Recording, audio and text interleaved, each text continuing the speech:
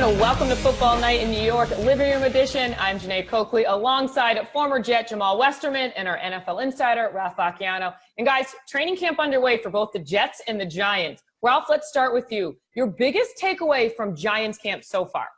Well, my biggest takeaway has been all about Joe Judge, who has been quite the shock to the system, to the players, and really anybody who's watched Giants camp in recent years. He's brought a toughness and a discipline and an edge that we haven't really seen. A lot of hard hitting right out of the gate, a lot of screaming and profanity from the coaching staff, very hands-on teaching and discipline in the form of penalty laps, even for some of his biggest players at training camp. It's something that is very, very old school, certainly different from what we saw under Pat Shurmur and Ben McAdoo, more like the Tom Coughlin era, although honestly, I was there for that, and I think these practices go even beyond what Tom Coughlin did.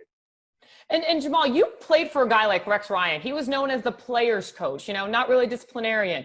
Do players enjoy the players coach, or they like the disciplinarian coach?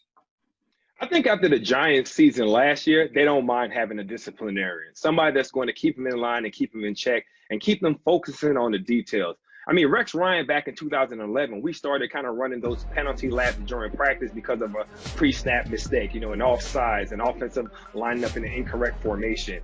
But he started in the middle of the season. I think the thing with Joe Judge doing it now in training camp is getting the players back to that focus, back to focusing on the details, which are the small things. Since they've lost all of OTAs, and camp this year is a little bit different. So I don't mind what he's doing now, especially with this team coming from the Patriots, where what did they do? They won a lot of games because they were able to focus on those small details. So I don't mind what he's doing right now in Giants training camp. Yeah, and the players don't mind it either at the moment. What's helping Joe Judge is he has a very young team, and look, they only won 9 games over the last couple of years, so they are obviously embracing a different way of doing things. I always think back to the early days of Tom Coughlin when the players completely revolted on him when he came in with this toughness and this edge. But that was a veteran team that he took over, and they were all set in their ways. And the big thing to remember is Tom Coughlin really didn't win over that team until they started winning. Joe Judge is going to have to win pretty quick. Otherwise, that's when the tough guy act starts to get old. Don't they always say winning solves everything? Absolutely. All right, Jamaal, let's head over to Jets camp. What have you noticed so far from this Jets team?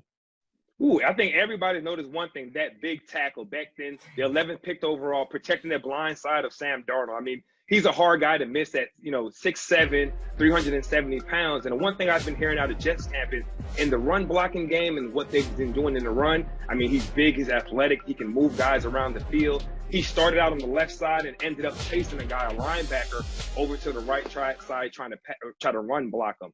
But in the pass game, he still has to develop. He still has to work his set line, work his set, and understand the different rushes that he's going to see week in and week out off of the defensive players he'll be playing against in the NFL. But as an edge rusher, to see that big 6'7", 370 out there, he's going to have a lot of success, especially earlier on, because he'll be able to run block.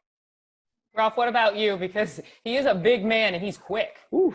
He is. He's a sight to see, and honestly, he fits in well on an offensive line that, as much as you can tell from the early days of training camp, just looks better and looks bigger up front, which will help Sam Darnold. But, one thing I've watched from the Jets training camp is they were exposed at the receiving position pretty early. Losing Denzel Mims to a hamstring injury temporarily, losing Vincent Smith to a core muscle injury, possibly for as much as 2 months, forced them to go out and sign Chris Hogan. They're not very deep at receiver, and they're going to have to be creative in how they get that passing game going. Obviously, it's going to go through Jamison Crowder. Obviously, Brashad Perryman has looked good as well. But you're going to see a lot more of Chris Herndon this year, a lot more focus on the tight end, because that receiving core, as everybody was reminded, is just not very deep. I think you said it. Chris Herndon, I think, is going to play a huge, huge part in this Jets offense. All right, let's talk about the Jets defense, because their first-round pick last season, Quinnen Williams, he coming off of that disappointing first year. But he said Wednesday that he was going to be unstoppable this season. What do you see from him so far, Jamaal? What I've seen, and I like what he's saying, right? The first thing he's saying, I've changed my diet in the offseason, right? I've cleaned the way I eat. I've eaten more fish now. I'm trying to be a quicker, faster, defensive player. And this first year, you can tell he was playing very robotic, right? He was very feeling his way through how to play the game. He wasn't explosive and disruptive like he was at Alabama. I think this year it's time for him just to let it loose. I mean, we all know he's big, he's fast, he's athletic, but can he be a disruptive force in the backfield? It's not always being at the right place all the time. Sometimes it's being able to play fast and loose. And for him, it's getting in the backfield, knocking offensive guards around and just being disruptive and being a guy that can create that havoc. And that's what he can do, but he wasn't able to show that last year. A little bit hampered by some injuries, but he just didn't live up to his full potential. But this year, he has to show up, especially losing two forces on the inside of that defense in C.J. Mosley and Jamal Adams. And another guy on defense name I think we're going to hear a lot this season is Marcus Maye. I caught up with Marcus at the start of training camp. What was it like for you to come into training camp with it being so unprecedented with COVID-19, no preseason games? Like, what was these last 2 weeks been like? It's kind of up in the air. You didn't know, what to expect when you got here, what was going on and what it's going to be like the next, couple weeks ahead. But I mean, we just had to worry about, each day, one day at a time. Like you said, it was a long off season, with everything going on. So, as long as the environment was healthy, as long as everybody was going about everything the right way, which made it safe for us to come back into the building. And it's been like that so far. What's your thoughts on not having Jamal Adams and everything that went down? Because I know how close you guys were or are. It's a big loss. It's tough. But, I know we got guys, on this roster that, that can play ball just as well. Guys that can step up in different situations like that. So, it's going to take a group effort. But, it's like I said, we got guys in this building, in this locker room that can get the job done. No CJ, no Jamal. What's this defense going to look like this season? The same Jets defense you're going to get, a ton of energy, same aggressiveness. We're not going to change, how we go about things at all. We still got the same defense coordinators, same, position coaches. So, and how we go is how we go. So, like I said, those guys are not here, but, we're not going to change anything about us. And how are you feeling? I'm feeling good, healthy, ready to hit the ground. Time now for What Are the Odds? And the last time a running back won the league MVP award was 2012. It was Adrian Peterson.